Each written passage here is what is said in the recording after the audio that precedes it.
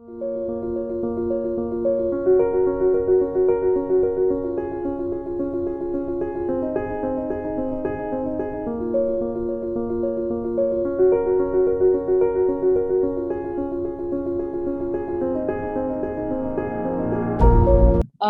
would like to, first of all, give everyone a very warm welcome on a very hot day in Cochin to our ROV session this afternoon on Sunday, March 13th.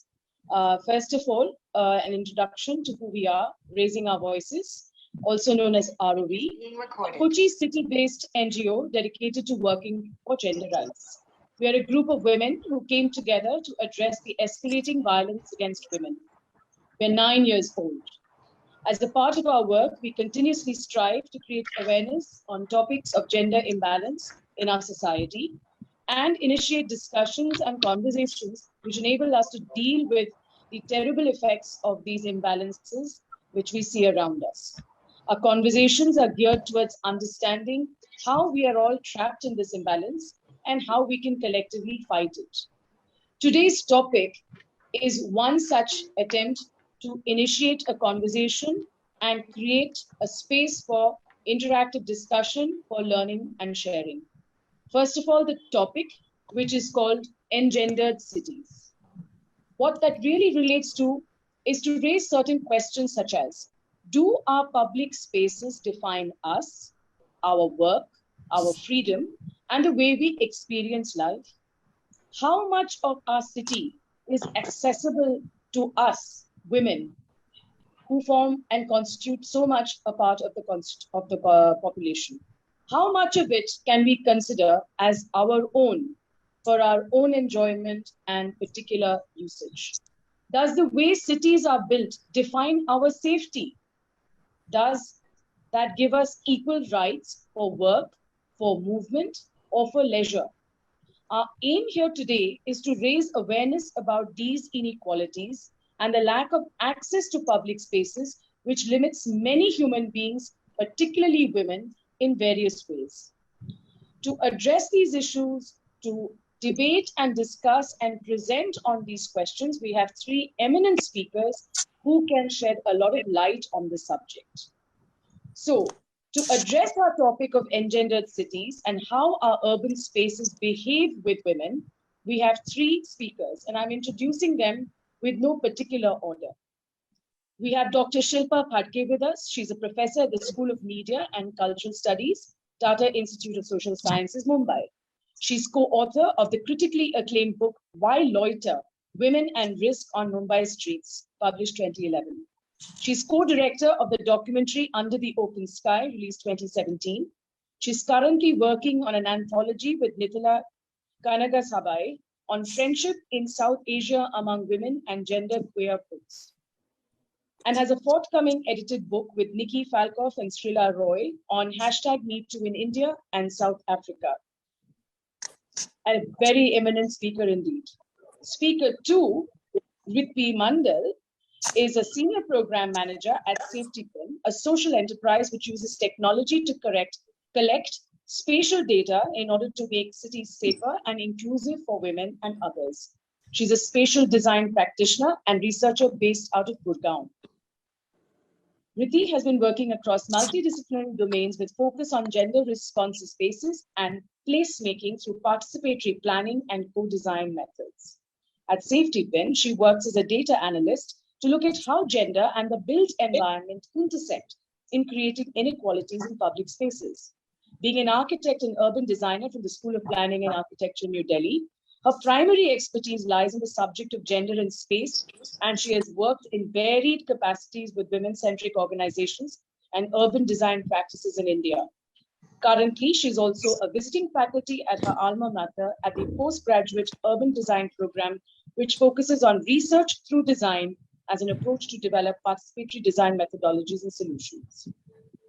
Last but not the least, I want to introduce a founder member and one of my dear friends, Monolita Chatterjee. She's a partner in Design Combined Architects and Designers Cochin. Her practice specializes in designing inclusively for gender-neutral spaces. She's won several awards for her designs. She is an activist and an advocate for a gender-equal society. This by no means is an appropriate description for Monolita. However, I want to say one thing. Monolita is many, many things, but the one thing that I have learned from her is the need to advocate for space for women. And she has educated us in ROV over the years, and we look forward to hearing her and her colleagues, Dr. Shilpa Phadke and Rwitee Mandal today. Thank you so very much, ROV, for this opportunity to introduce the three speakers today and to introduce ROV at this venue. Thank you. Mono, can we have you on as the first speaker, please? Yeah, thank you so much, Nina. Thank you so much, Sajita. It's a pleasure and an honor to be sharing the dais with Shilpa and Rwitee, both of whom I have known for some time, Rwitee for a very, very long time. And we have been, I think, partners in crime at various levels to try and. Okay, I'm just going to start sharing my. Am I visible to everybody? Yeah, so mine we can see the slides and you're absolutely clear, Mono. Yeah. So mine would be a quick introduction to basically to the need for this topic, because this is something which we don't talk about a lot. That is, we talk about gender neutrality and gender sensitivity on a lot of levels, especially when we talk about crimes, we talk about equity of women on resources, etc. But we don't really talk about women's equity within our built spaces, and we don't talk about its impact, this inequity's impact on even on all onto the way of a woman being able to live her life fully, adequately, to achieve her full potential, but also the effect something like this, the inequity, has on what we then foam in our mouth about, which is violence against women. And we need to understand the connections. We need to understand and educate ourselves in terms of this inequity within built spaces, to demand it of our civic society, our government, and also our technical professionals, architects and designers, because a lot of development that is happening today, India is like really moving forward on the road to development.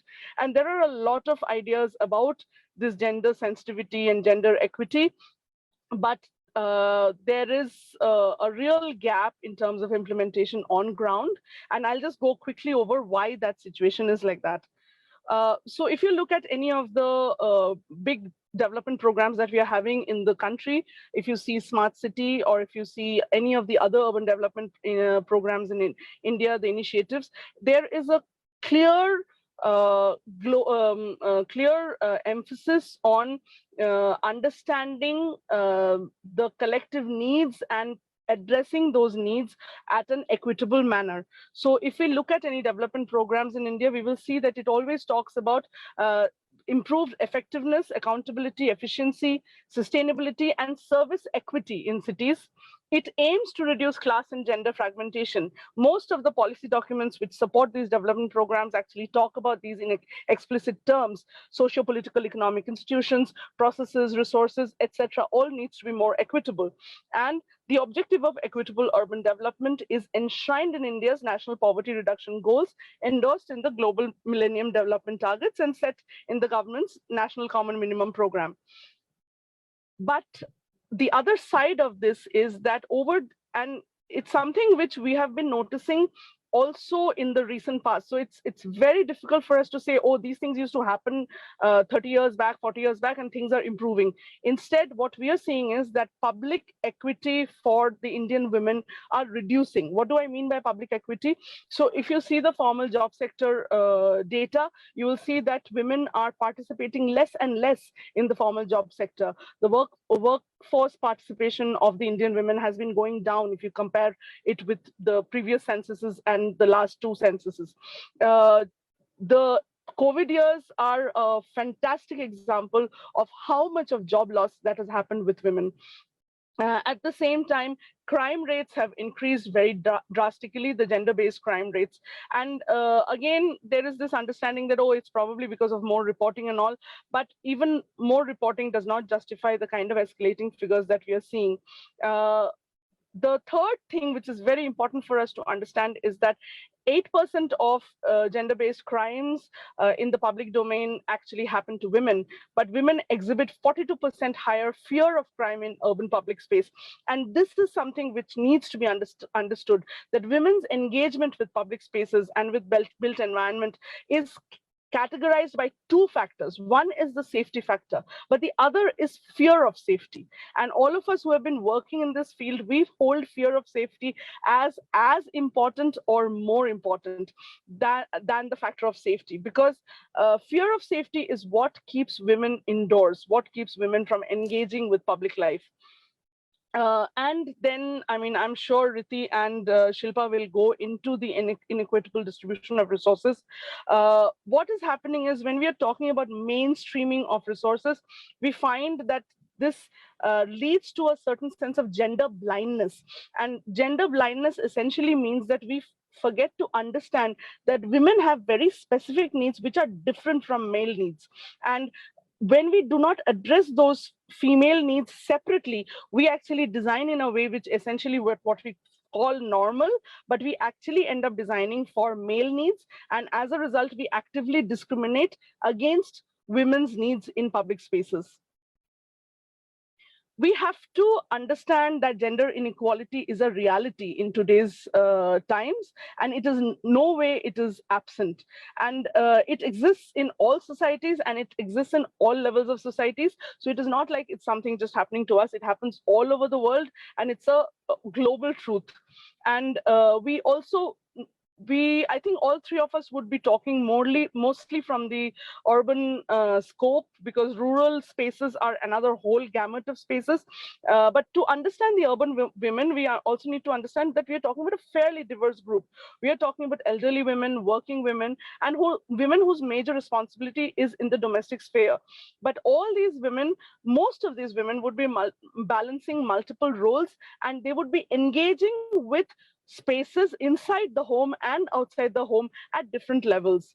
So there are different needs which we need to understand. There is a lot of diversity in needs which we need to understand between, say, poor women living in slums and low resource areas versus middle class family women. I'm not saying that their challenges are, to be disregarded. Both these sections have challenges, but we have to understand that poverty brings an added layer of vulnerability to women who have then even lesser access to resources. Unequal levels of service, because when we are talking about women living in informal settlements, poor settlements, the service delivery, the government service delivery in terms of electricity, water, etc., would be even more fraught with problems. And that adds another layer of vulnerability to that woman. Cities, especially large urban areas, also have more number of women-headed households. This is something we really need to understand, that when we are designing spaces, when we are designing housing within cities, if we are not aware that there are many households which are women-led. I mean, we are now talking about many places where single women with children are co-living to kind of create different definitions of family. So unless we understand these kind of diversities and needs for travel by these women, especially professional women who are going out to work, by professional, I don't mean just white collar jobs, all kinds of women in workforce and their needs to travel. If we don't understand these, then we are actually not understanding the diversity of the problem. And experience shows that women not only bear the brunt of poverty, but their empowerment is a precondition for the reduction of poverty. Just one sec.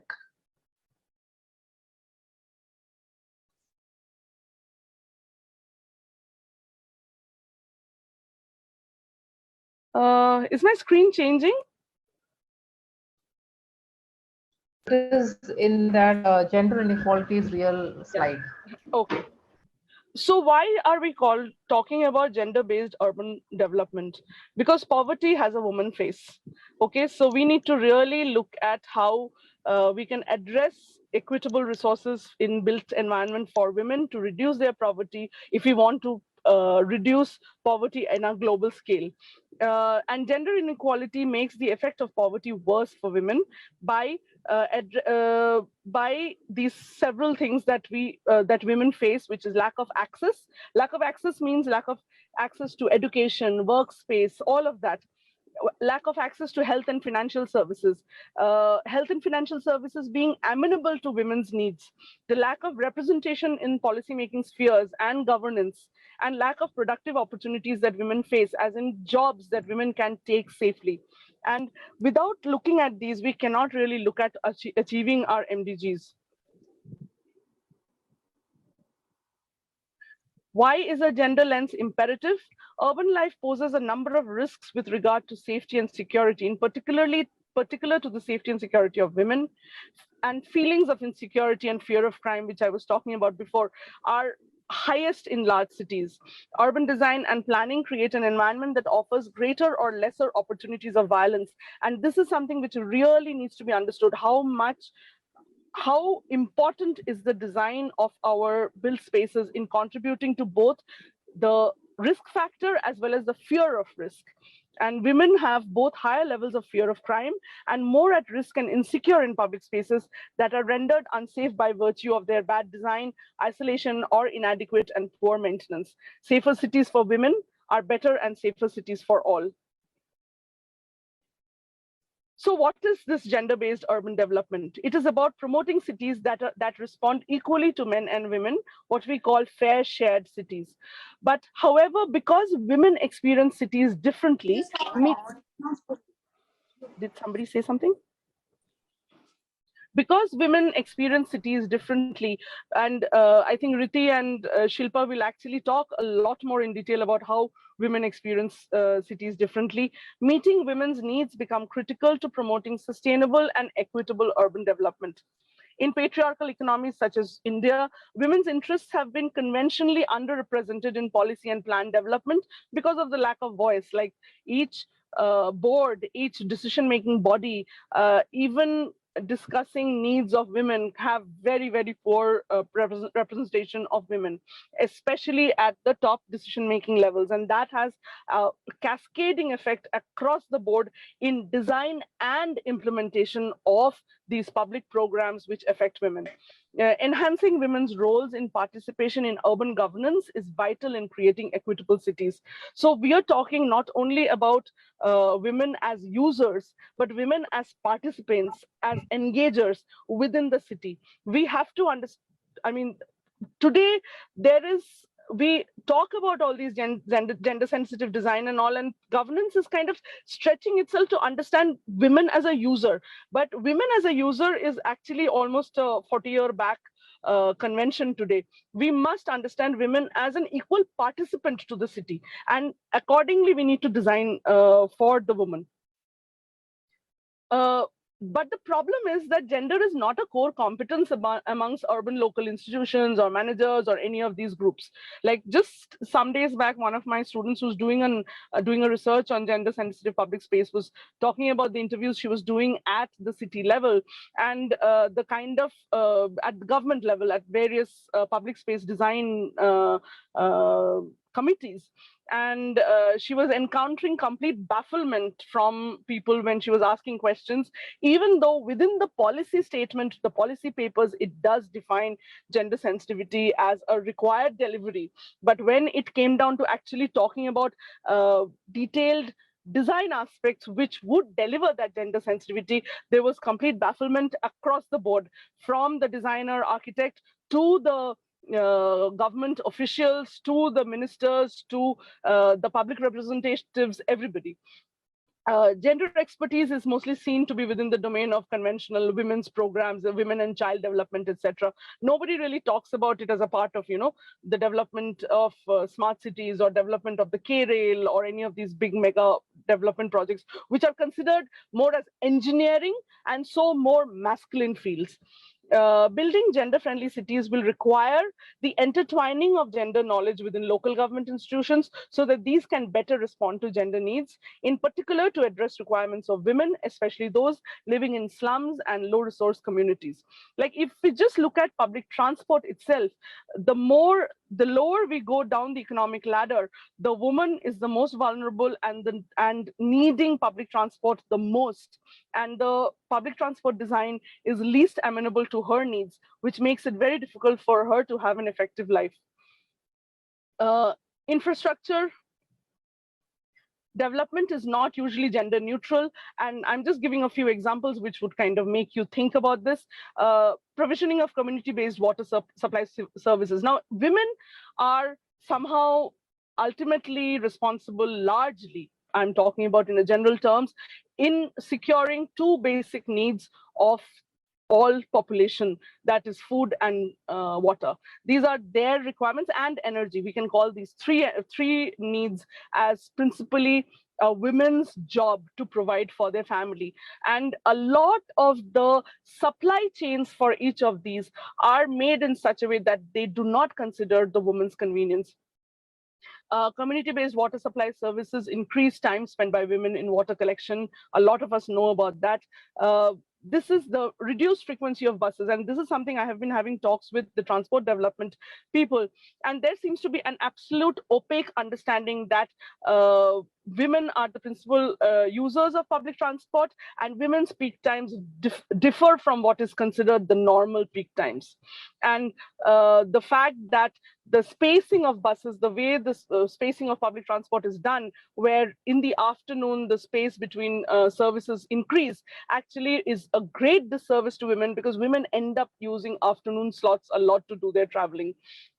Roads designed, I mean, this is, I think, something that people are now talking about without safety needs. Street lights, eyes on the street is another thing that we talk about.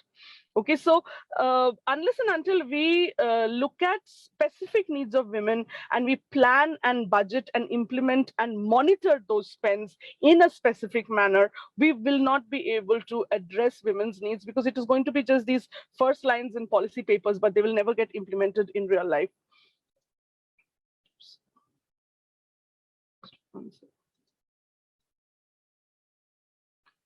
So why mainstream gender in our cities? Women and men, rich and poor, contribute to city development and have a right to equal access to basic services.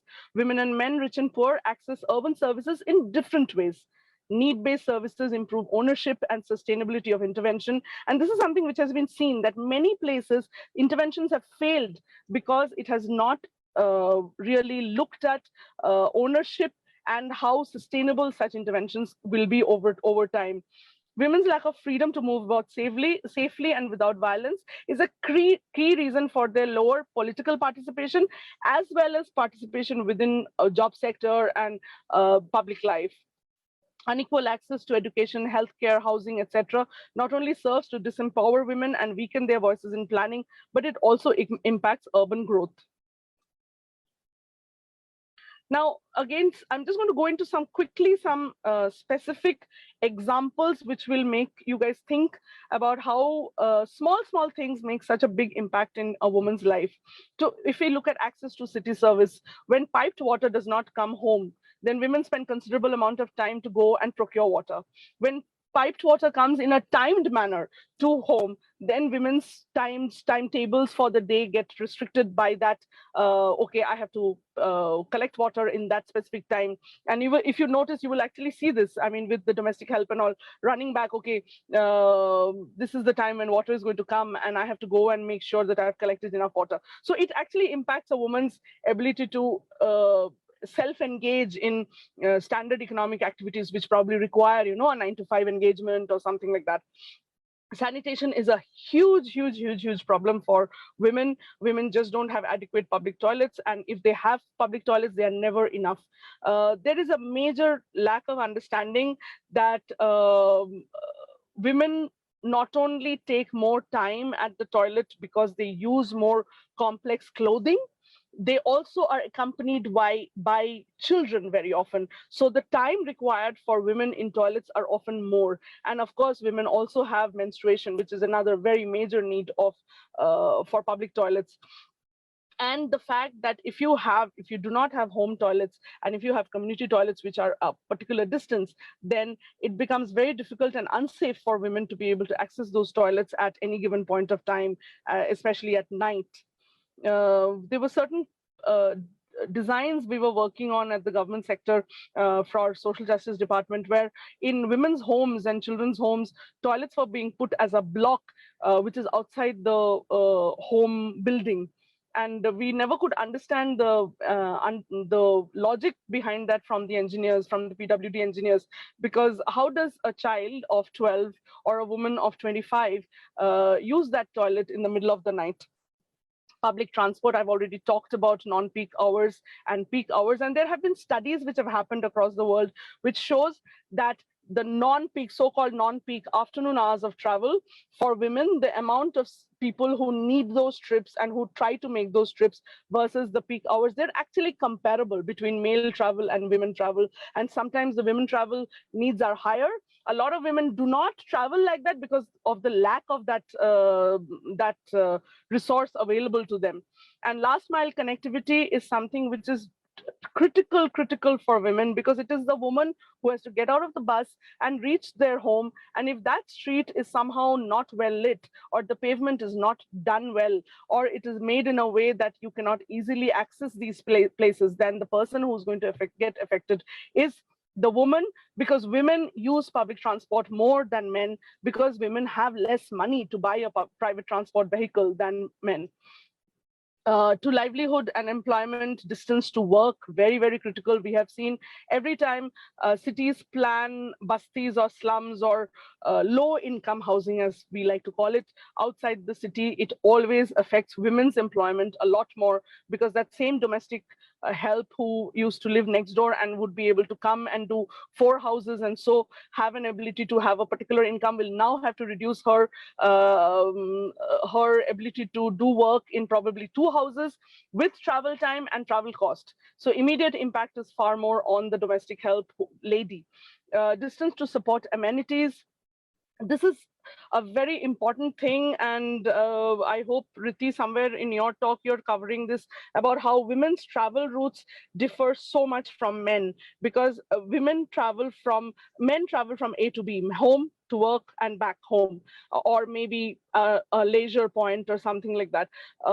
Women, their travel times is usually home to dropping the kids off to school, to picking up some medicines, to work, to picking up vegetables, groceries, picking up the kids, dropping them somewhere for their tuition or sports, going back, picking the kids up again. So women have a lot more crisscross roots in their lives, and these have been, there's a lot of research done on this, and there is very little understanding of this from the planning perspective, that we need to create developments which have support amenities in close proximity to each other. Because of a lot of these things, women end up preferring home-based works, and home-based work, we all know, have a certain growth cap, and which always also makes them then be financially less able to be equal to a man. Housing is another big side, housing ownership, land ownership. So women have double disadvantage, because women inherit less property.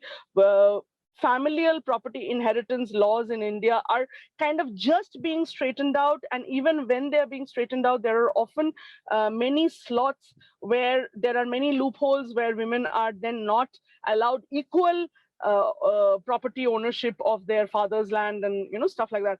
And so from inherited land, inherited assets, women have less, and as we discussed, women have less opportunities to have economic asset building. So from both sides, they are less asset worthy, and because they're less asset worthy, they are also less capable of accessing bank loans, because banks ask for assets to give you a loan. Women have very little legal title to housing. I use the word homeless homemakers. Landowners are negligibly poor amongst women. Resettlement of families during development work always impact a woman, as she has probably created a tenuous livelihood already in the previous space, and then she's uprooted and placed somewhere else. Urban local bodies tend to focus on capital intensive projects rather than split assistance into a number of smaller schemes which are likely to be more friendly to women. Urban violence can be attributed to women's lack of power that directly comes from non-ownership of property and shelter, which is available only through a male relative to them.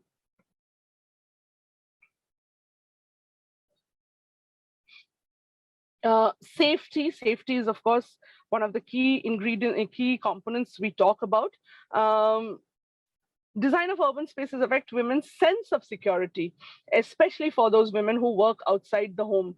And one of the main things that we have to understand is when society keeps on telling girls have to keep inside after a particular time, they are actually endangering the outside space even more, because more the women are outside, the more safe a space is perceived to be. But how does design of those spaces make a difference? Design can affect criminal behavior. If you create large spaces, large parking lots, which have no lights, no people, these are all spaces which can be conducive to crime, and especially crime against women. Dark neighborhoods, dark streets, and women have a higher perception of fear, and that perception of fear comes also from a normalized tolerance that women have to have towards a very low level of abuse, which continues in their life continuously, starting from eve teasing, starting from constantly being told that we have to be aware of how our body behaves, because otherwise men will look at us, men will do this, men will do that. So that subliminal messaging that happens inside our head is a continuous layer of a very mild, well, not mild, because half our mind is always, dealing with, okay, should I take this street to go, because that street is a little bit dark, there is that crossing where these men sit and have chai. So there is this constant juggling we are doing in our heads all the while, right? So all of that add to the women's anxiety and place limitation on their mobility and economic productivity. Designing spaces where people can be seen and where one knows there are others who can provide help if required helps in creating a sense of security. And this is something which is critical, because there is this perception of privacy. And this perception of privacy is dinned into people as if it is a women's requirement. Whereas surveys, time and again across the world, have shown that women, if we just, kind of push it a little bit inwards and allow them to come up with their own perceptions, women actually prefer more transparency, prefer to be seen, prefer to have even their houses to be more transparent, so that they can see outside and people can see inside their houses. One of the key findings of the Vienna housing development research was women preferred bay windows, so that the visibility from outside and inside got improved. So there are these findings which we actually, as women's needs, we don't understand and register.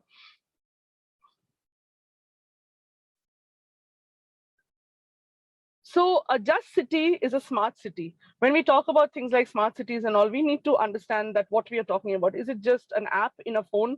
I think Rwitee will be able to tell you certain findings from the Safetipin research that they did, where many women actually considered the mobile phone as an instrument of violence, because they ended up having a lot of violence streamed to them through that mobile phone, in terms of, like abuses, in terms of a lot of like pictures being shared which they didn't want shared, and stuff like that. And a lot of women actually don't have a comfort level with a very high-tech phone, especially middle-aged women who have to step out to do work. And when we think of smart cities as these app-based, smartphone-based technology, then how much of discrimination we do against women who are uncomfortable with using these phones. So what do we understand by a just city? We need to understand that women use the city differently from men. We need to understand that city design can effectively discriminate against women by making urban spaces alienating and even hostile. And I'm hoping that some of the speakers later talk about even simple things like, pavement design, and how pavement design end up discriminating against women more than men, or transport design, because firstly, it is the women who are using the pavements more because they are more dependent on public transport and walking. Secondly, women are wearing saris, carrying their shopping bags, children on the other hand, and walking over broken pavements, over pavements which probably require you to be actually a hurdle jumper or something like that, you know, and like a triathlon athlete, whatever. And then you have to jump up to the bus steps, which are like so high with all of those. So we don't think of how we are designing for the lowest common denominator, which is often that woman with a sari, with shopping bags, with children, and trying to struggle on these high pavements with broken pavements, etc. City design has an integral role to play in women's feeling of safety and security, as we discussed already. And when we create a just city, we have women engage equally into our fabric, urban fabric, and we have a fair shared society and city, which is for everybody's benefit. And a fair shared city is a human right. Thank you so much.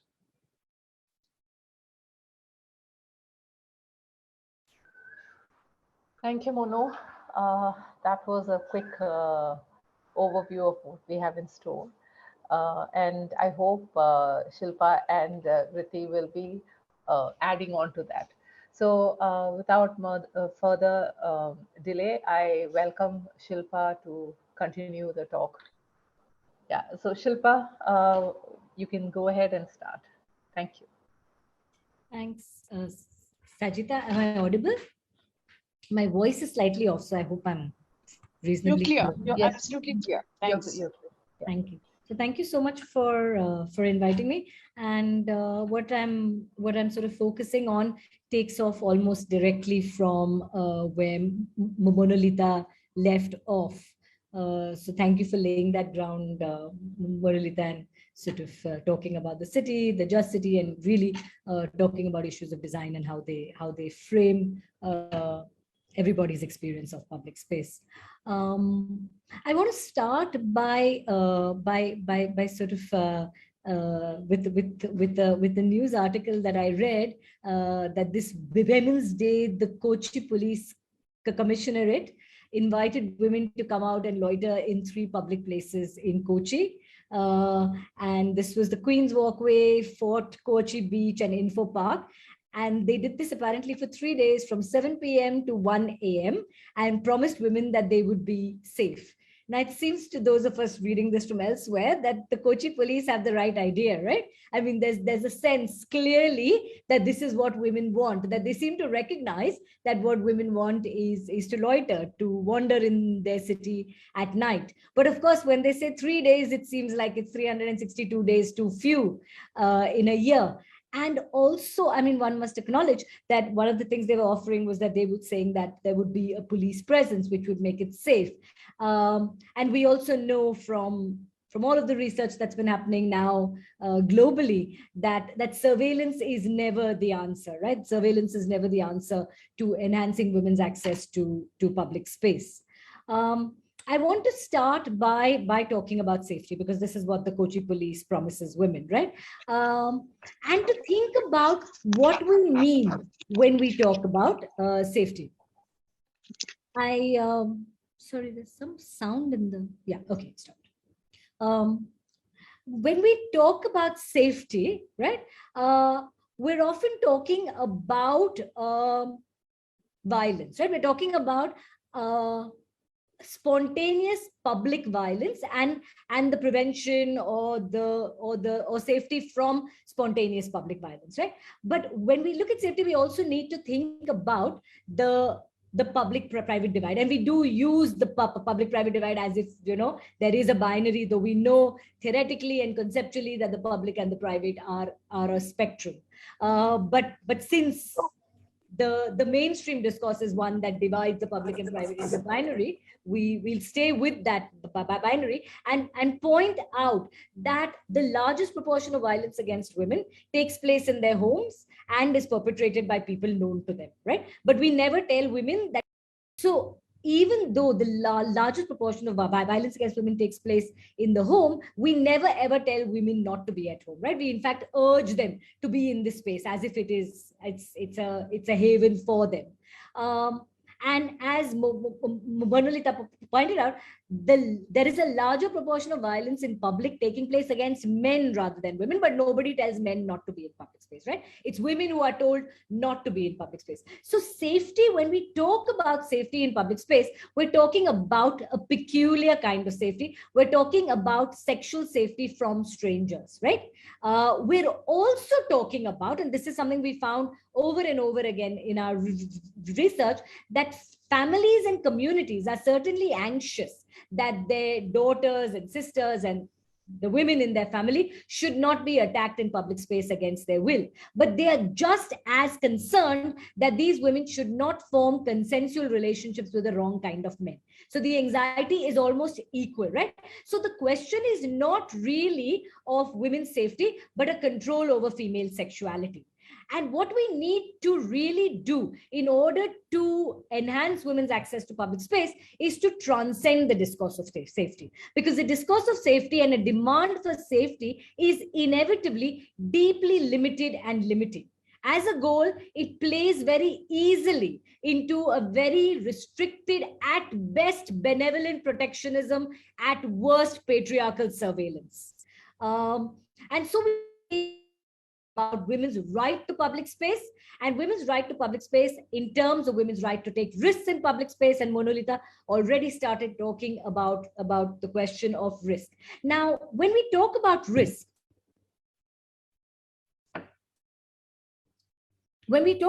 in public space, in one sense, we're talking about the risk of physical safety.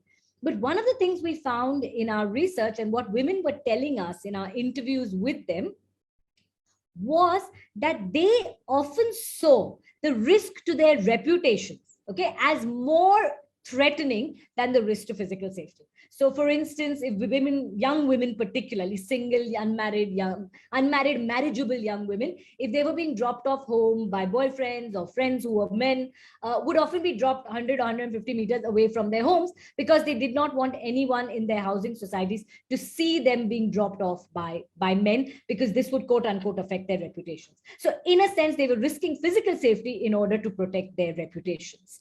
So what we need to think about when we think about risk is really risk in terms of the right to take risks in one city, which is not that I should never be attacked.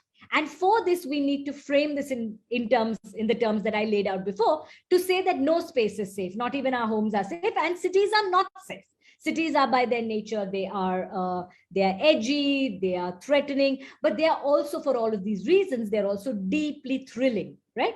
So when we talk about risk, we say that our right to the city includes the right to take risks, which is not that I should never be attacked because no space is safe, but if I should be attacked, I should receive a citizen's right to redress, which means that medical and legal processes should operate without my being asked why I was there, what I was doing, whom I was with, what time of the day it was, what I was wearing, because these are the questions that get asked to women when they get attacked, particularly when they are sexually assaulted. Now, one of the other things we argued in our work was to say that risk should not be forced. While women should have every right to take risks, which is, if I want to walk out onto the streets at midnight, I should have every right to do so. Risk should not be forced upon us by poor or absent infrastructure. And this is something that Monolita also talked about, right? Which means that we do need existing, functioning, accessible public transport. When we started our research looking at Mumbai, we were constantly being asked, but why are you studying Mumbai? Because Mumbai, relatively speaking, has much greater access to public space for everybody than do other cities. And this was certainly, I mean, it continues to be true today, though I think it was much truer in the early 2000s when we were doing our research. Since then, the BEST bus system has been considerably denuded, okay? Routes have been cut down, number of buses have been cut down. And as you know, everywhere, the pandemic has been used as an excuse to cut down public infrastructure, right? And when we go back, we're going to have a task on our hands, or well, as we go back, we have a task on our hands to push public administration to continue infrastructure that we desperately need. So whether it's public transport, and one of the other things we argued, as Monolita also pointed out, is that the public toilet or the lack of public toilet is perhaps the single most evident symbol of women's lack of access to public space, right? So across the country, when you have public toilets, you have a women's toilet section, a men's toilet section, and a men's urinal section. Now, the men's urinal section tends to stay open 24/7. The other two sections, the toilet sections, depending on where in the country you are and what city you're in, will shut at 8, 9, 10, or 11 o'clock, but eventually it shuts. Now, when it shuts, the message that it sends is that the assumption that women are not going to need any place to pee at all. Now, this is not true, right? What we do need to push for and is the presence of clean, well-lit, accessible public toilets 24/7. We need to push for public transport accessible 24/7 that allows us, okay, that allows us access to the city. And infrastructure is key to access to the city. One of the other things we found also was that across the city of Mumbai, and I think this is true of other cities as well, to a greater or lesser degree, parks were being fenced in. More and more parks were being fenced in. And while we were doing our research, parks would open in the morning and close in the evening. Since then, we find that parks also close in the afternoon. And the reason given for parks to close in the afternoon is vandalism, that people will vandalize the park. Now, what is this anxiety? There are people who go and sleep in these parks. There are couples who hang out in these parks. And when we were doing our ethnography in these parks, one of the things we encountered was sort of we'd sit in these parks all day long, we and our research assistants, and we'd watch people. And afternoon was the time when people would come in there, they'd laze. They were certainly not vandalizing the park. But there is an anxiety about the presence of lower class people, because they're the ones who come and sleep in parks. So the anxiety of who belongs to the city as citizens, who has access to its public infrastructure, and two, the other group of people that would come were couples. And as you know, across the country, there is a deep anxiety about consensual relationships between people. Currently, it is focused on heterosexual couples, but of course, there is an anxiety also about gay and lesbian couples. For instance, in 2014, in Kerala, you saw the Kiss of Love, which was a sort of protest against morality policing that had been taking place for several years, right? So the assertion of people's right to express love, to just simply be together in public space. Because one of the things we noticed in our own ethnographic work was that people were not really engaging in major public displays of affection. They were just sitting with each other. They were holding hands, or yeah, pretty much that, or they sat with their shoulders touching. But the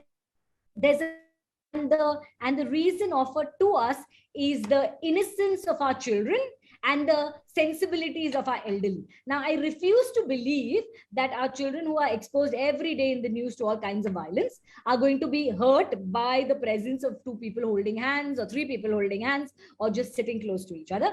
And of course, the sensibilities of the elderly, again, I mean, who would imagine that they are so deeply fragile, right?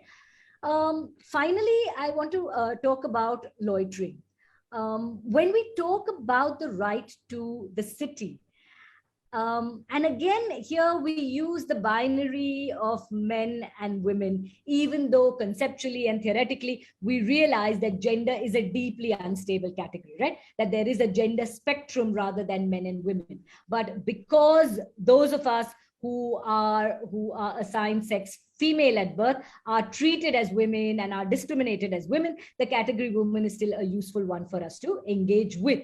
So when we think of access to the city, we really need to think of all groups of marginalized citizens, whether it's women, the disabled, whether it's trans people, whether it's queer people, also hawkers, all lower class people, because the discourse of public safety is always framed in terms of class. It's framed in terms of an us and them, right? And it often sanctions violence against them in order to protect, quote unquote, us, right? And we really need to rethink the space, because when we frame the discourse, when we frame our public discourse of access, Within questions of inclusion and exclusion, we inevitably invite policing, we inevitably invite restrictions, and we inevitably find ourselves within a frame of conditional access. Who can go out? And one of the things that we've argued is that women often can only access public space if they are respectable, and Monolita talked about how much women's clothing is policed, and if women have a purpose to be in public space. So it's fine if you're there for education, for employment, or you're out shopping, but just to wander or loiter for no reason at all is often frowned upon, which is why it was so amazing to encounter the Kochi police inviting women to loiter. Now, when we talk about loitering, we really intend it as an open invitation to everybody to loiter. And this includes people who may not be seen as friendly to women. Okay. The reason we make this argument and the reason we say that everybody should have the right to loiter is that otherwise, every time you place the access of women in relation to anybody else's access, you end up with all kinds of ifs, buts, and eventually conditional access, right? The argument really is if all different kinds of people are on the street. And one of the things we found in our research is that crowded spaces are always safer than underpopulated spaces, right? So the more people there are on the street, the there are hawkers particularly were often perceived as providing both light, providing eyes on the streets, and providing a kind of activity on the street, right? So the more people, the more different kinds of people you have, the safer spaces feel, the more comfortable, I'd rather use the word comfortable, the more comfortable spaces feel for everybody, the more likely people are to access them. I also want to talk about loitering in terms of its neoliberal impact.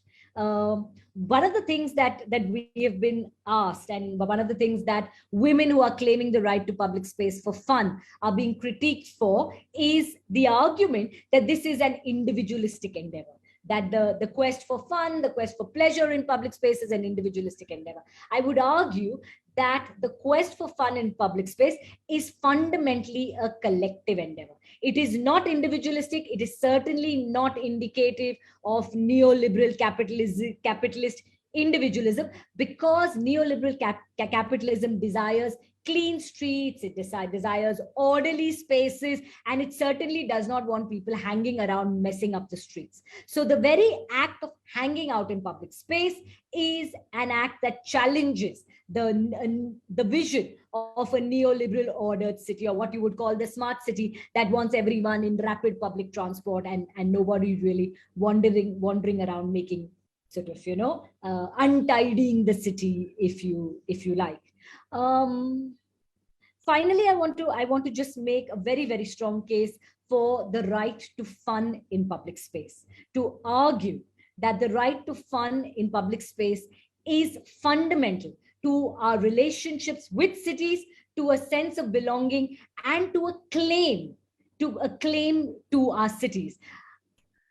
Alongside the right to fun, we saw at the end of 2019 and in early 2020, we saw across the country protests against the Citizenship Amendment Act. Many of these protests were being led by women. I would like to read the leadership of these protests and the fact that women were leading sit-ins across the country, and women were sort of visible and became symbolic of the protest in many ways. I want to read these as, in many ways, a culmination of women's claims to public space. The last 20 years has seen a growing claim that women are making to public space. When we first started talking about loitering, people would often ask us, but how are you going to operationalize loitering? And really, to begin with, we had no answer, because the idea of loitering was a utopian vision that we imagined of how we might enhance everybody's access to public space. In 2014, a theater professional by the name of Neha Singh read our book and actually began to use the ideas of the book to loiter in the city by herself, with friends, with people she met in a variety of ways. And subsequently, I mean, there have been several movements that simply seek to claim public space for fun, to hang out. And now, of course, nobody is asking us, how are you going to operationalize loitering? Loitering is very, and one of the things we've realized over the years is that loitering is now very much part of a feminist lexicon of access to public space. That many people would use the word loitering who are unaware of our research or are unaware of our work. And for us, that is really deeply, deeply exciting. So I want to sort of conclude by saying that the right to loiter, the right to have fun in public space, the right to claim public space as citizens in defense of democracy are all fundamental rights. Thank you. Thank you, Shilpa. I was just thinking, do I go out and loiter? So I do go out, and it's mainly for reasons, maybe to catch up with friends or have coffee, or but never loitering. I wouldn't say never, but it's very little. So yeah, that's thank you for those points to ponder. And I would now request Rwitee to kindly add on to that. Thank you. Thank you, Sajita. And thank you everyone to invite me to this discussion.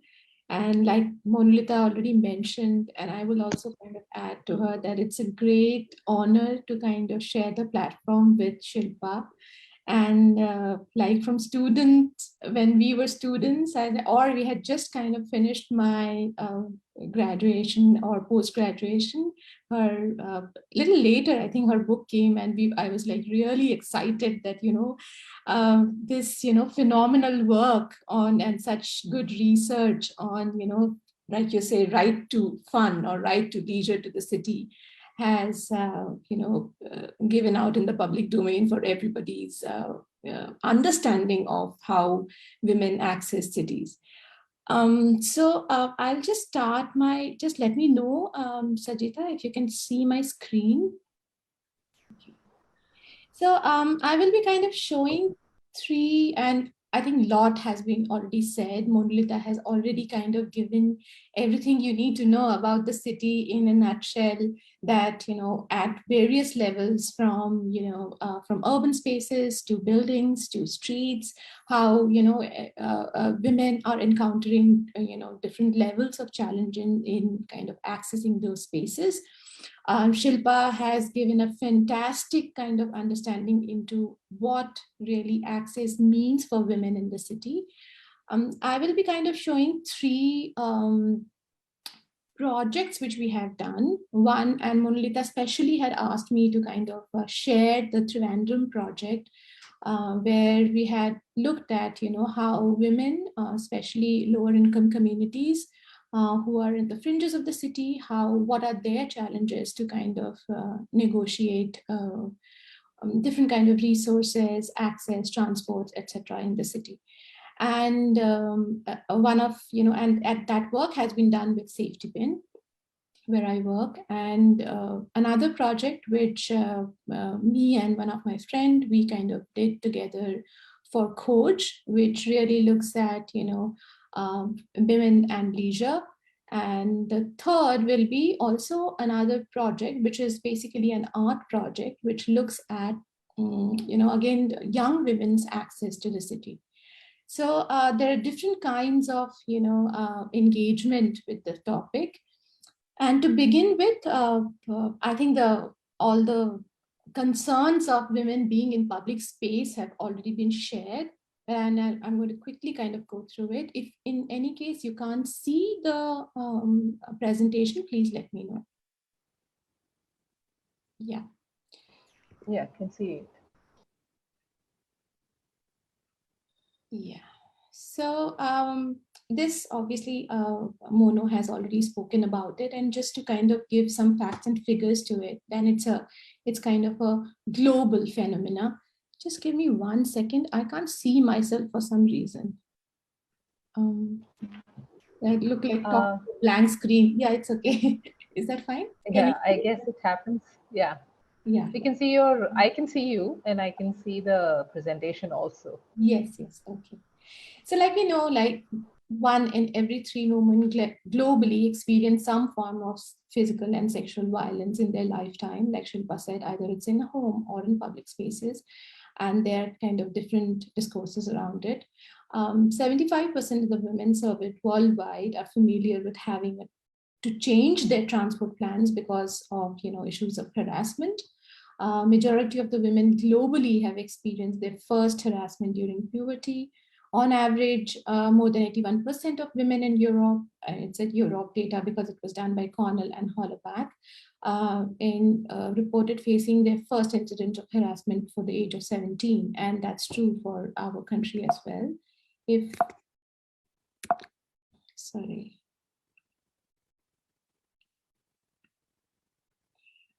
Yeah, so basically the perception of unsafety, and that perception is that perception enough is restricting for letting women enjoy their full rights to the city.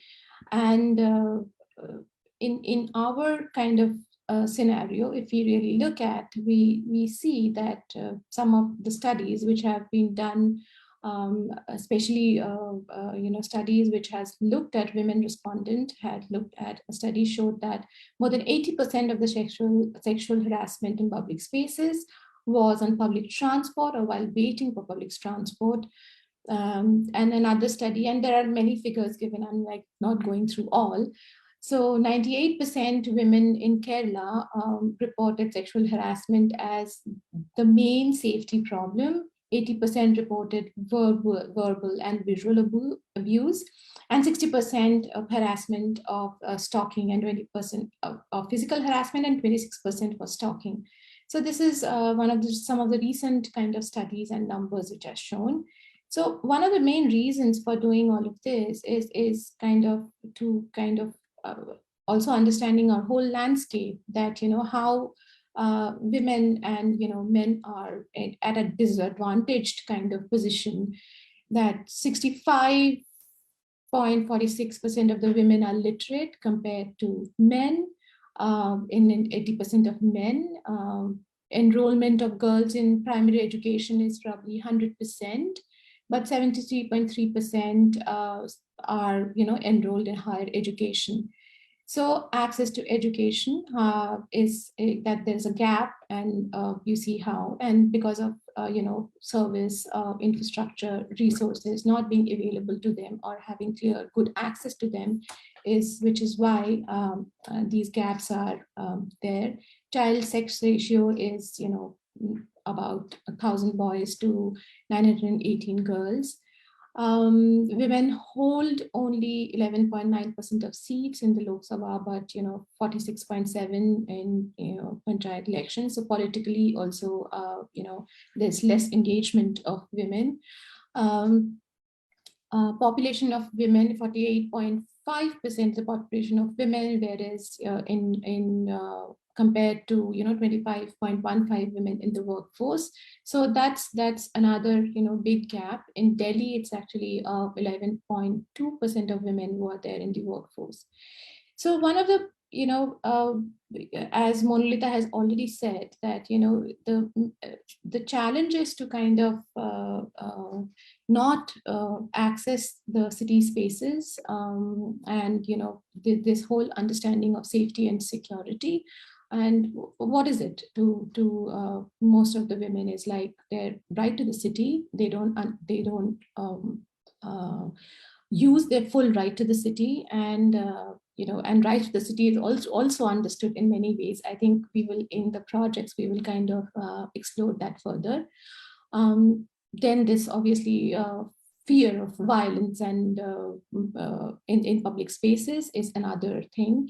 Addressing needs of vulnerable women, that's not it does not happen, and is not looked at as in is not addressed at all, or maybe addressed in a very poor way. Opportunities are not enabled, in a sense that there is not robust infrastructure or resources available to reach to opportunities of education, employment, healthcare, the same as physical and social infrastructure. And there is not enough institutional responses in terms of in policies and practice to kind of ensure that women have equal right in the city.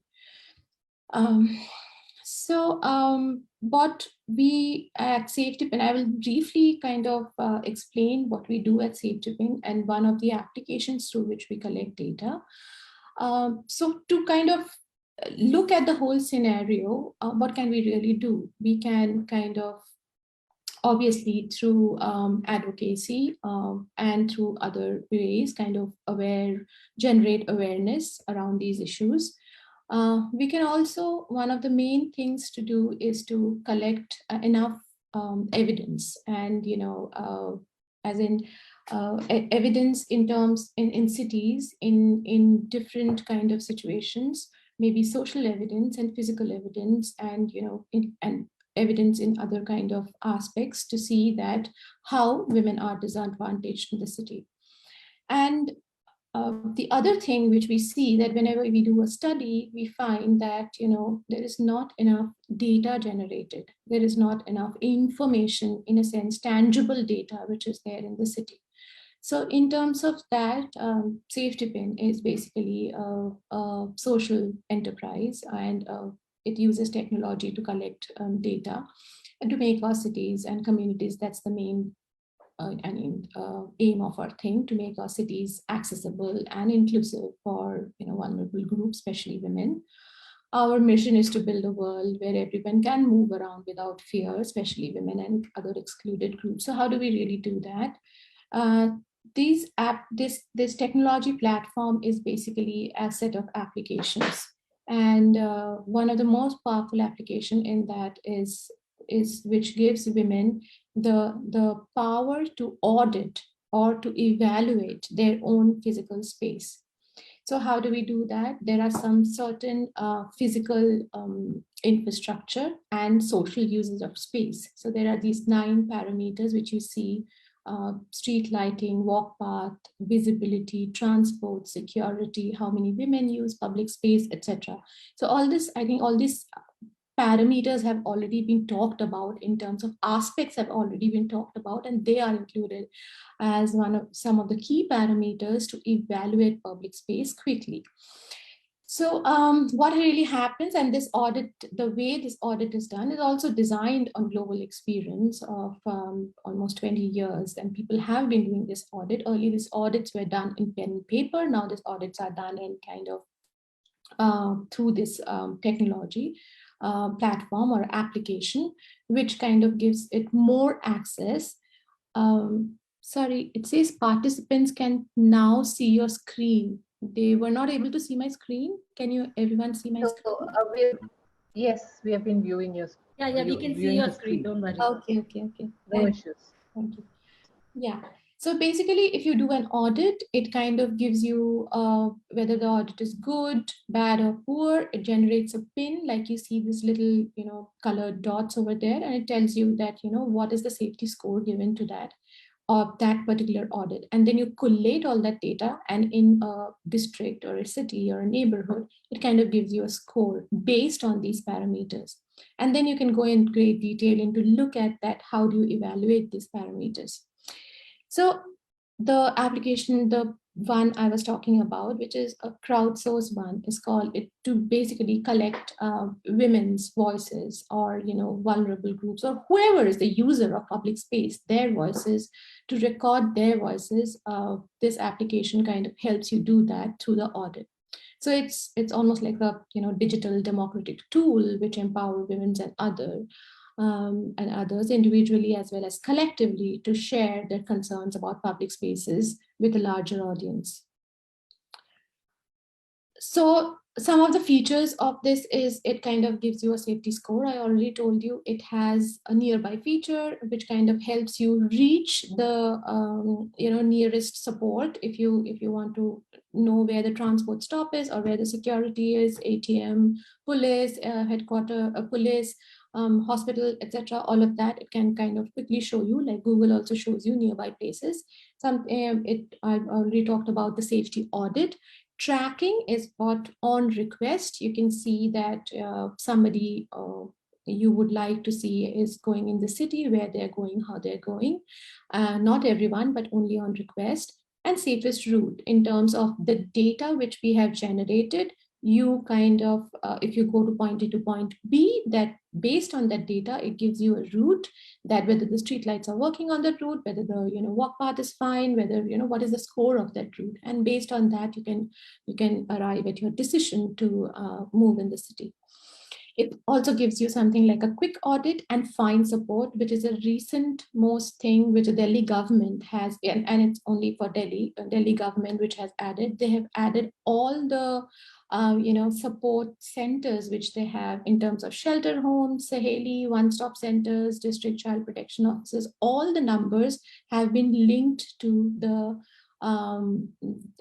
application. So if you go there and you are at a particular place and you want a certain kind of a support, the application should be able to tell you where to find it, and through the application you should be able to place a call.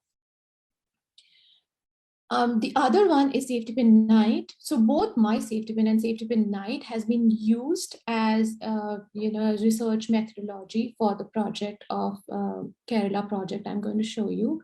And Safetipin Night does basically gathers evidence in the city. One is obviously the audit, and this is also a form of audit, but this form of audit is kind of done digitally in terms of the vehicle kind of moves around in the city with the phone, which is stuck on the windscreen, and keeps taking images of the city. So you gather a large data of the city, which is image-based evidence to say that exactly where, and all these images are geotagged. So exactly where, which street light doesn't work, what is the condition of the walk path, whether transport is accessible or not, etc. All of that. So sorry. So just to show as in terms of how, if you have to really put it in a map, how does it show? And this is only lighting data, and on which the Delhi government has kind of worked on this data to make it more, Delhi more better lit. So this is 2016, where about 7,500 dark spots were shown in the city, and this is Safetipin data. And then after in 2018, they found that there were lesser dark spots in the city in the core, of which the core looks cleaner, but the peripheries had more. So this time, more extensive data was collected in the periphery. Here you will find, in 2016, you will find the periphery not being mapped. In 2018, since the core looked to 4K, the periphery were also mapped to make the whole city kind of fully functional in terms of lighting. So this is the urban study which we kind of did with King's College London, and there was Sakhi who were the local partners over there and who work with grassroots women on different issues, and so they had helped us in on ground, and Safetipin did the mapping there, and there were different methodologies also taken into account to see that how infrastructure, different forms of infrastructure, if it is disconnected, what kind of impact does it have on women, and how it can be perceived as violence against women. So what I will do over here is I'm going to stop this PPT and move to a story map which we did for this project, where all the information and all, in series is been given there and explained better.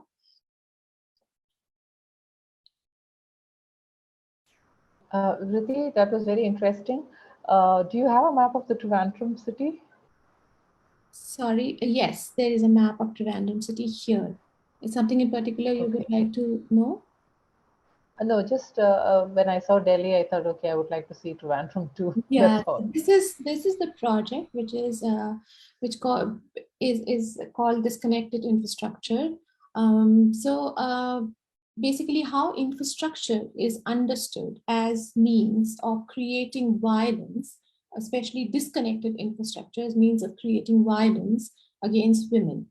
So this is one of the things the women, in the Trivandrum is called MKS Nagar, though in the whole research, the name has been taken out and some replaced with another name, which when we interviewed those women, this is one of the things they was a very strong statement, and it was kind of became the center of investigating more. That these are when they drainage, which was there in MK's Nagar, and it's obviously it's not an informal settlement. It's actually it's an informal settlement. It's not like a resettlement or anything, but it has been there for many years. It is there in the periphery, and it is obviously under-resourced.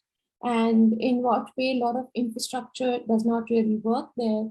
And drainage was one of the key problems, because when it rains and the day drains overflow and all of that, they say that when men are always outside and they're always away for work, and otherwise they're away for drinking, etc., the drainage, which there are always, and there are issues of, like Shilpa was saying, there were major issues of violence, domestic violence inside the house. But this infrastructure added, another deeper layer to their lives of being dysfunctional. And they kind of also brought out, their reach to resources, their reach to then reinforcing of power structures inside the house. All of that kind of got deepened because these physical infrastructure in the city for not those being not functional or disconnected. So infrastructure, as we know, are a vital part of cities. They serve key functions such as sanitation, water, transport, communication. When this infrastructure are absent or inadequate, the impacts can be felt in intimate and emotional ways by ordinary citizens. A lot of reliance is placed on technology to make urban infrastructure efficient and manageable. And in this approach, ordinary citizens' intimate relationship with infrastructure, water, sanitation, energy, or mobile phones are left out. However, everyday lived experience of women, particularly those actually. Sorry. എല്ലാ സബ്ജക്റ്റിനും ഉണ്ട്. ഇന്നിപ്പോ ഹിന്ദിയാ ഓരോ subject അതിന്റെ exam ഇന്നത്തെ പരീക്ഷ ഇടും. Sorry, I've muted. No problem. Particularly those from traditionally disadvantaged groups, such as that lack of access to safe, reliable infrastructure with experience in bodily and intimate ways.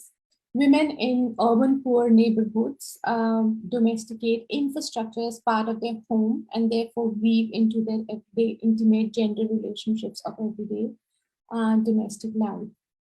So it is imperative to include these infrastructure, the main, I think the primary infrastructures which are there in the city, like Monolita said, collecting water or drainage or sanitation or street lighting or, having access to public transport. If these are, not adequate, these are not reachable, they are, broken or disconnected, they have a deeper impact on the lives of women, and which can be perceived as violence, infrastructural violence on women. So this is a lady, and you can see in the picture that the streets being flooded and all the water, and since it's a densely populated neighborhood which is heavily gendered, has these problems of women not coming out of the house and all the water entering their house. The half of the time goes into cleaning all of this, and their own, looking after their children and other kind of household work is also an added thing, as in that's the main thing, and this is an added thing to that. So that kind of complicates their life further.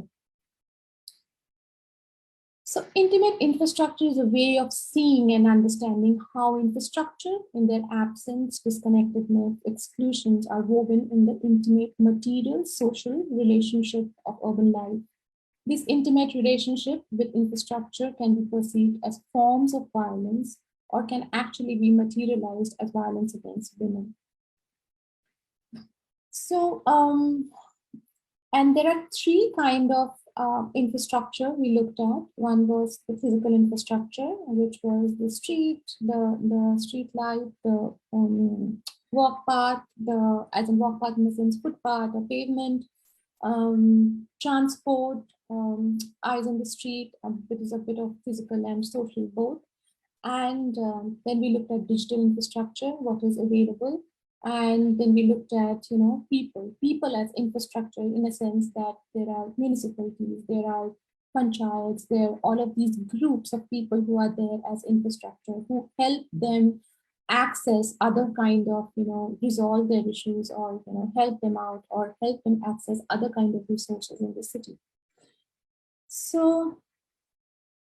So when these infrastructure, like we say, components are disconnected with each other, one or more is missing or dysfunctional, as I already said, creates a condition of structural, material, or symbolic violence.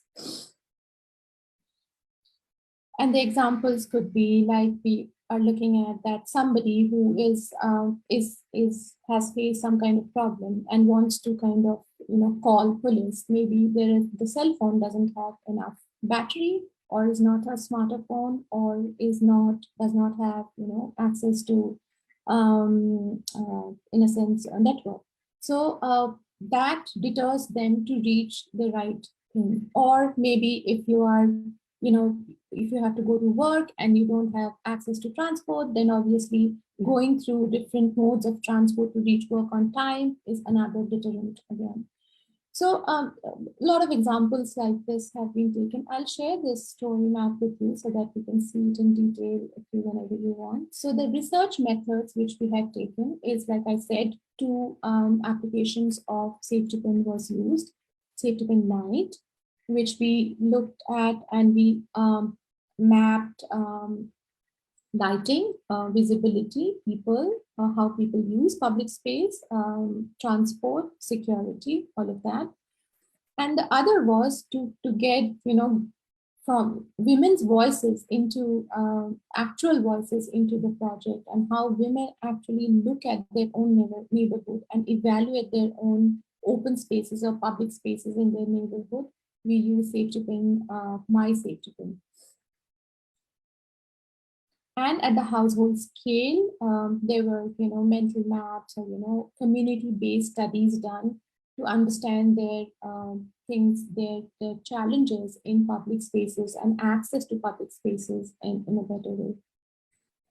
So once we put all of them together, we also understood that, when we do the Kerala, especially the study was done in Kerala, and Kerala, we were calling that as Kerala paradox. We knew that the female literacy rate is higher, the life expectancy is higher, and the only state which has equal male to over more than male population. So yet we see that violence in public spaces was rising, and about in 2000, this study was actually done in 2008. 2016 it was done, and it was seen that it was actually 4 times, the violence rate was going up. And we also know that there is a digital divide already there, that there are less women who own public digital phones, and less women have full access to public phones, mobile phones, and there are more men who own phones or have phones full time with them.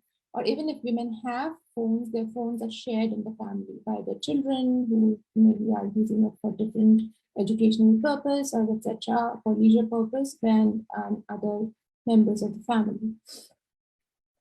And so also to address visions in the state, where the vision also had this in the state to address this violence against women, was to have a technological approach to it through control CCTV vans or CCTV cameras, or police control centers, or police presence, or safety SOS applications. These are all kind of where a technological approach to it. Some of the things which the city had that Nirbhaya fund was there in terms of initiatives in the city. There was a pink police, which is runs to 8 a.m. to 8 p.m. That was one. But these are all very small kind of almost which kind of looked at which did not really kind of took on to the challenge of, actually addressing violence in public spaces, or took the bull by the horn style. They were very small initiatives and almost tokenistic in their nature to tackle this issue of violence in public space. And so also violence, where we are understanding violence in terms of infrastructure, that how else, and this violence was also at different scales, and at how at different scales did the urban planning or the municipality kind of looked at the issue. So there are global and national and regional, as you know, and city, and the city from the communities to the household, it gets transferred. So we, from the Safetipin mapping, which you were asking, and this is the map of Trivandrum, where we had kind of mapped the whole city. And like I was showing you, that there are red, yellow, and green spots, which gives the rating of that space really in terms of its infrastructure, physical infrastructure, which is present, and social usage of space. And we found that, and we did a mapping, which to say that we overlapped one with the other in terms of the score which was given out in the city, and with the police personnel, or with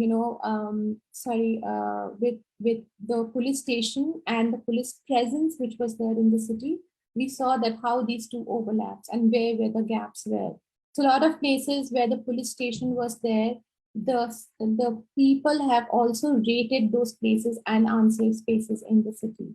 So not necessarily a presence of police station or a police van or a CCTV camera was really looking at the city holistically. Again, the gaps were shown in bus stops and public transport when we had mapped public transport, and the bus stop map which was there in the city looked at different gaps. So a lot of places that you see it's red, which is says that people can't really access public transport, but there is a bus stop available there. So why they can't have public transport? There could be many more challenges in that. So just because bus stops are present doesn't mean the city is accessible to everyone. This also looked at public toilets, and not having talked about public toilets and gender usage. So public toilets were mapped by another agency called Safetipin, and they had critically looked at the quality of public toilets, the location of public toilets, etc., all across the city. And here we see again that when we are actually looking at gender, where people are present or women are present in the city, there are not enough public toilets available there. So these kind of gaps came out when also we did a feeling thing, which is like there is in the application, you can actually give your feeling in terms of that, how do you feel about your own feeling, perception of safety in that place, that even though everything is fine, my perception of safety or my experience of safety of that place may not make me feel safe in that place. So that when women have mapped the city in terms of feeling, we saw that there was a gap in terms of safety score and feelings, that what the city had mapped in terms of safety score with all infrastructure together, and what women have told in different places about how they feel about that places. So these kind of things then there were scores of lighting, there were scores of walk path, which states that quality of walk path, how much walk path is accessible, what is good, what is not, how much of that has barriers in it, whether you can really walk on them or not, whether they're broken, whether they could be really accessed by people. All of that detailed analysis were also kind of provided. So She Corridor, which is again a tokenistic kind of approach to cater or to women in the city, was a 2-kilometer stretch, as you all must be knowing, which looked at public toilets, women breastfeeding centers, and the accessible footpath. But that was only in the city's core, in a very small area. Even though it was looked at as a pilot, it didn't kind of look at different geographical locations in the city where different kinds of women could, and and really didn't also address intersectionality in terms of the really disadvantaged woman where she is located, how that such an initiative can reach them or can be beneficial for them. So this is the colony, which is the MK's Nagar, which is called NTL colony over here. The neighborhood map over here, which you can see. Sorry, just give me. The neighborhood map, as you can see, this is basically the colony where this was the main route which came, which did not have enough public transport, robust public transport to it.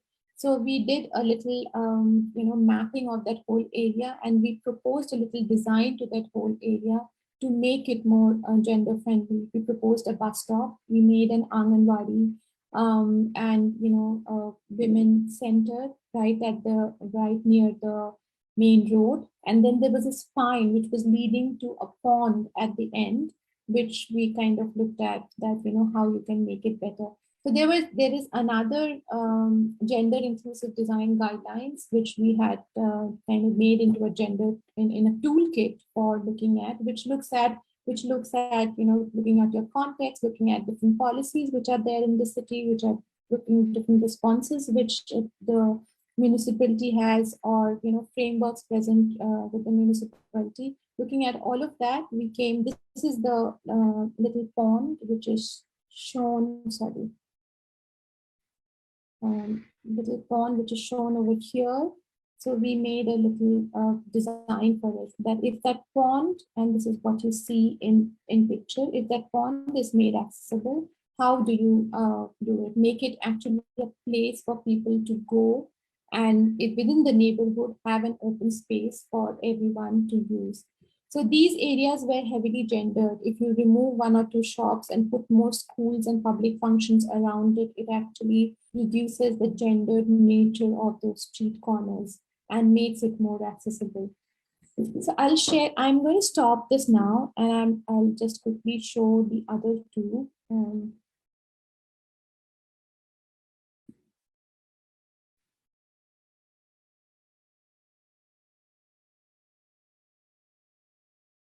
Can you see my screen?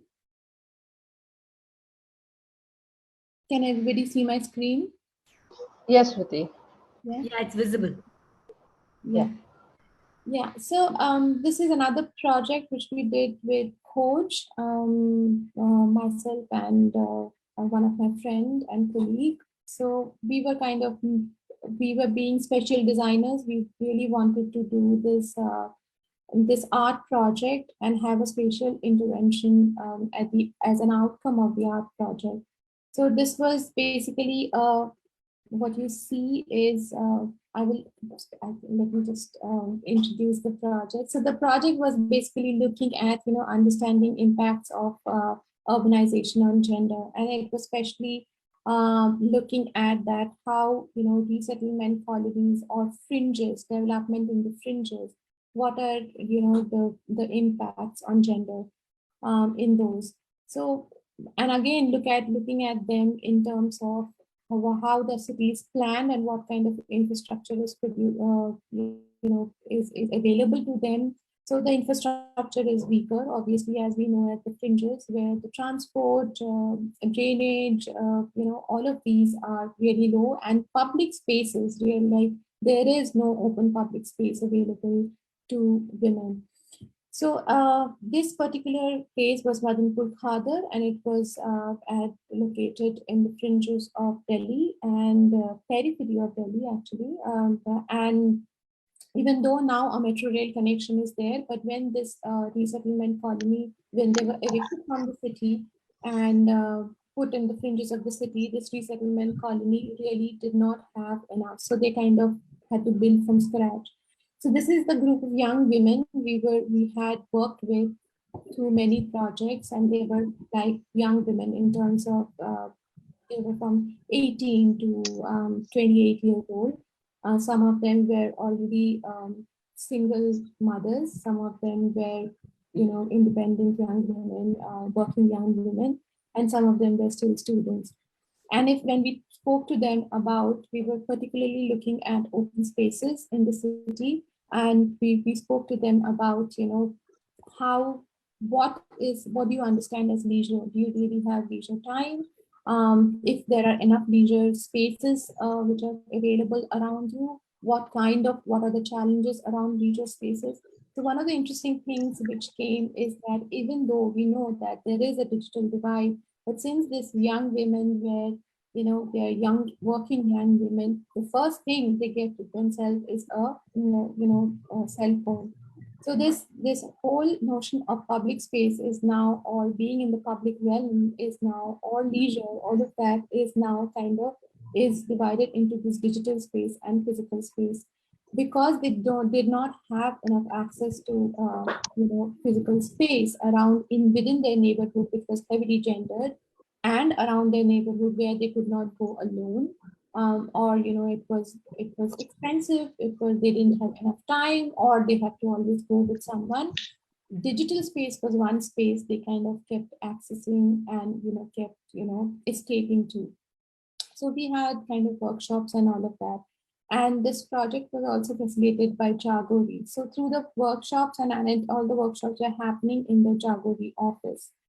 So, and it was also during the COVID time. So all of these challenges came together, and then we were actually mapping all the public spaces which are around and how they access these public spaces. One of the most interesting things which came in their immediate dwelling unit and their neighborhood was the three kind of spaces they were looking at. They were looking at the threshold where the women were occupied, the window, which is just one unit, dwelling unit, where it gives you an inside and outside kind of visual connection. And the last was the terrace. So the terrace has been over the years, and in many ways, have been imagined in many ways in films and literature and all of that. But interestingly, through the study, the terrace also came as a possible place where, as an open space. So then we started kind of working, co-creating this space with women to understand that what would they want their terrace to be. Their terrace to be, they wanted an open space, a connected, visually connected open space where they can see around, a green space, and having different kind of functions. And so they kind of painted, they planted, they kind of made their own kind of little areas in the terrace, which kind of started looking like this. So what you see on the left was actually a forgotten terrace, which was a Jagori's terrace really. So and Jagori also created another kind of access to that terrace in terms of familiarity, safety, and accessibility. So then the terrace was co-created with all these girls to kind of have an open space to themselves. And the Jagori's terrace is accessible by young girls and young men both, really. And so they can have their own. One of the main things they wanted is a digital connection. So a Wi-Fi connection was also kind of provided to them. They wanted lights and music, etc. All of that. They made paintings themselves. They painted the terrace themselves. And they wanted each of their avatars to be visible in the public domain. And the terrace is seen from many other adjacent terraces and connected it is. So it has a visual connection, a clear visual connection. So they wanted to kind of perform freely in an open space with their own kind of gang of girls or boys who are there. Yeah, so, and one of the interesting things they wanted, because they wanted access to the digital platform, they wanted that there should be enough selfie corners all around so that they can have, vibrant backgrounds to look at their terrace. With the same group of girls, we did another project, which was, again, which was looking as the gendering the smart city. Which looked at smart city initiatives, and it also looked at, this is one of, it also looked at, how women negotiate the city, how going from, home to their city. And obviously this also had this digital and physical kind of relationship to it, that how digital space is understood, how physical space is understood, and how coming and going from digital and physical spaces gave them has in a way we understand that their kind of negotiations to both the place, to the city, to the anonymous digital space, and what are the things they encounter there. This is one of these mental mapping they did. We also did Safetipin mapping, and we put all of this together to understand the spaces which they see heavily gendered, and what are their nature. And at last, I think I've taken a lot of time. At last, I will just leave you with the output of the project, which also had to be,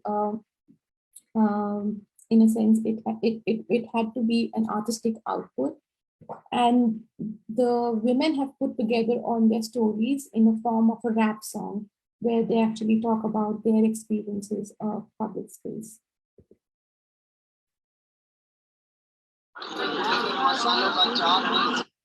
Let me know if you can hear it.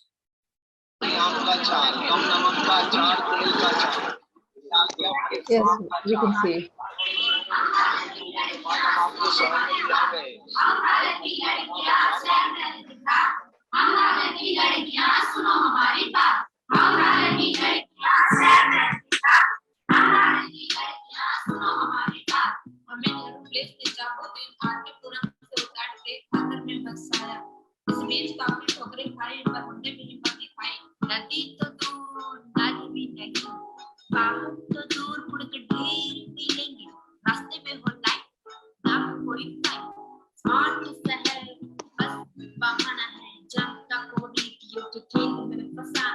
सड़कों के अंधेरों में उभरते कदम में उठाती हूँ, कभी guard कभी टैक्सी ड्राइवर बनके कदम से कदम मिलाती हूँ। मैं हूँ लर्ट, मैं हूँ होशियार, मेरी हिम्मत है बेमिसाल, मेरे साथ कहो एक बार, ये शहर हमारा आपका नहीं किसी के बाप का, शहर हमारा आपका नहीं किसी के बाप का।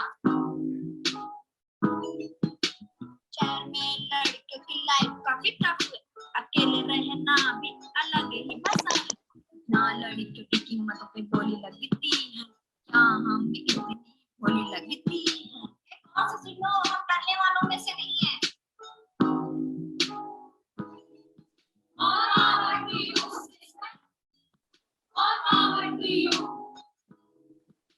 क्या गलती है मेरी, रोज छेड़छाड़ केस होते हैं, क्या गलती है मेरी, दिल्ली में रोज 6 से ज्यादा रेप होते हैं।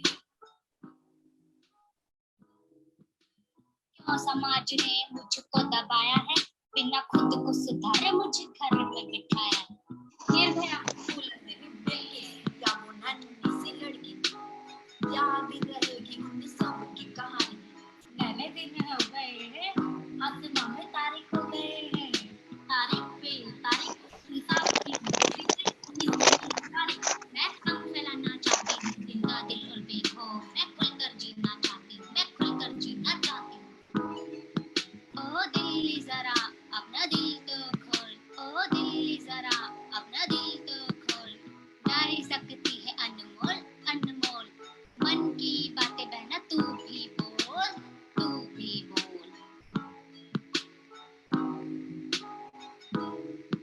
More power to you, sister. More power to you. More power to you. More power to you.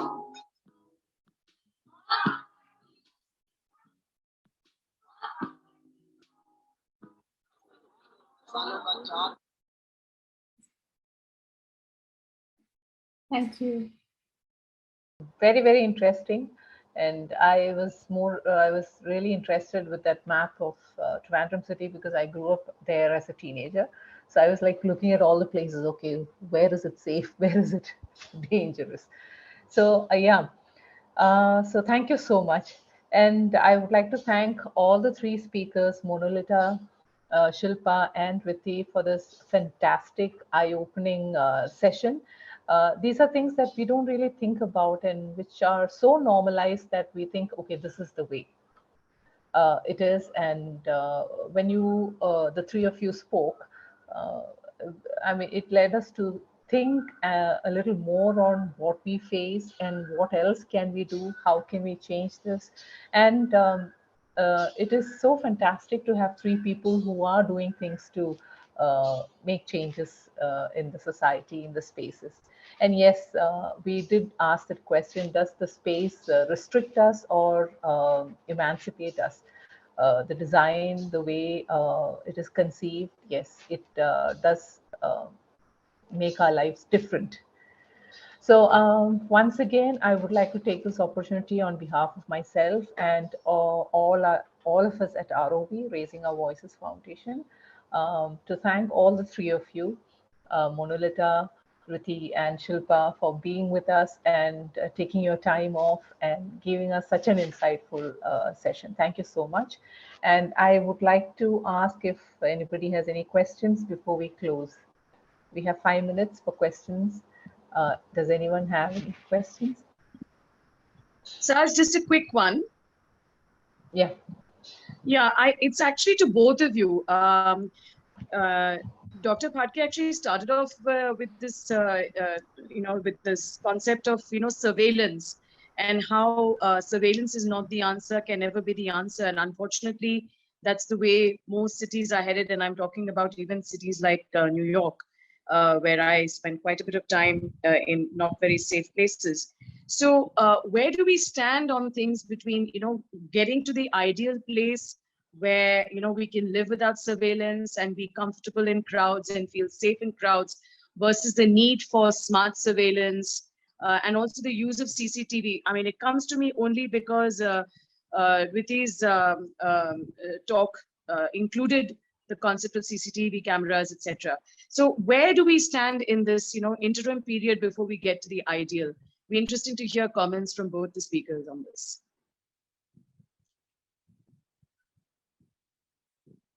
I think Shilpa has left because she had to. Okay, fair enough. Yeah. So Rwitee, question to you. I'm sorry, I couldn't hear part of your question. If you could please. Yeah, very briefly.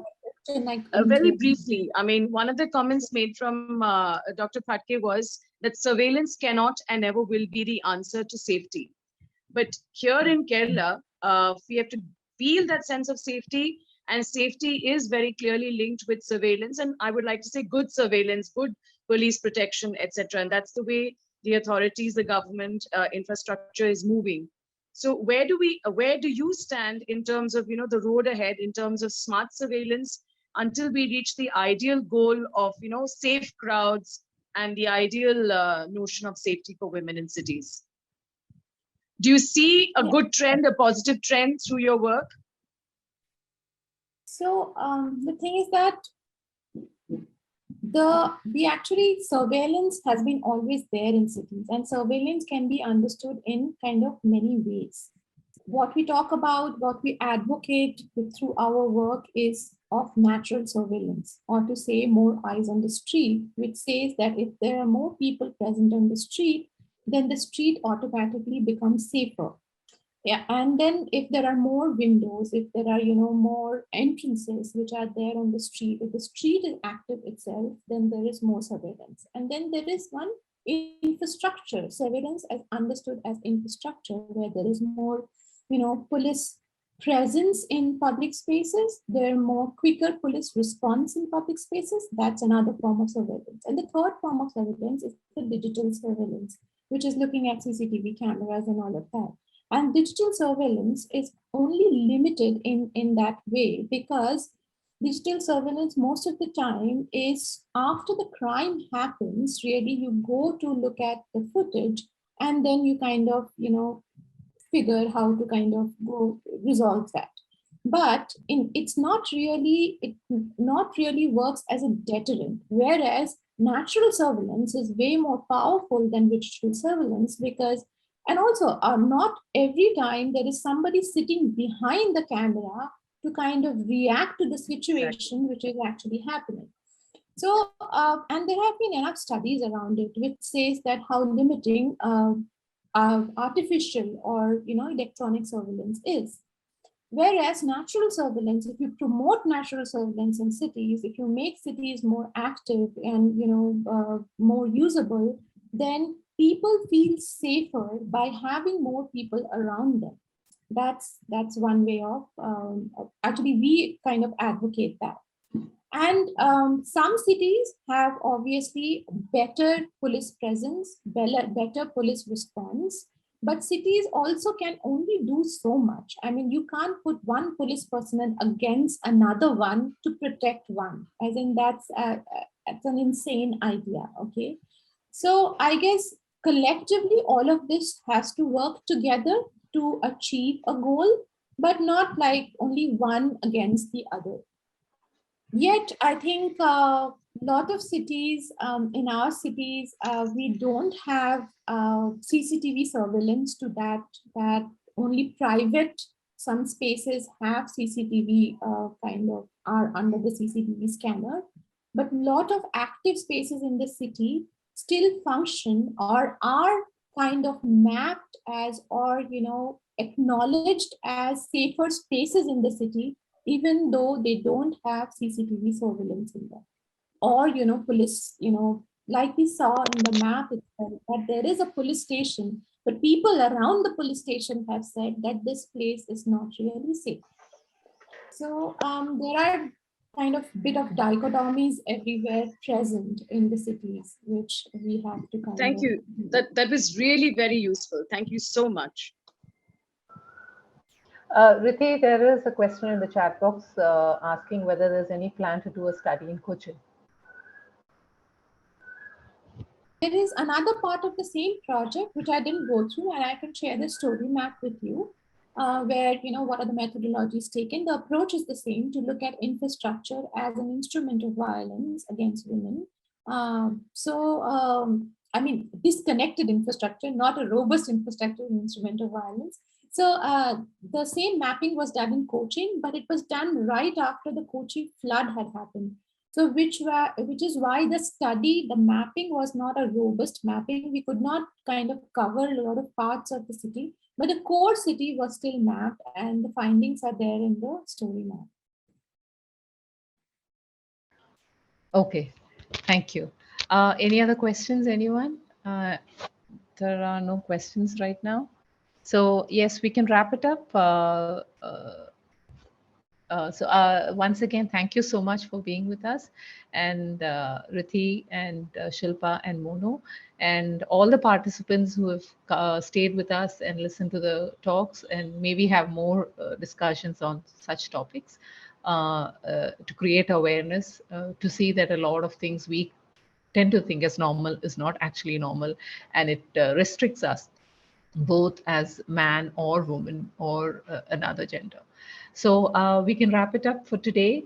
And once again, thanking all of you for being with us this evening. Thank you. And have a good evening. Thank you so much. Thank you.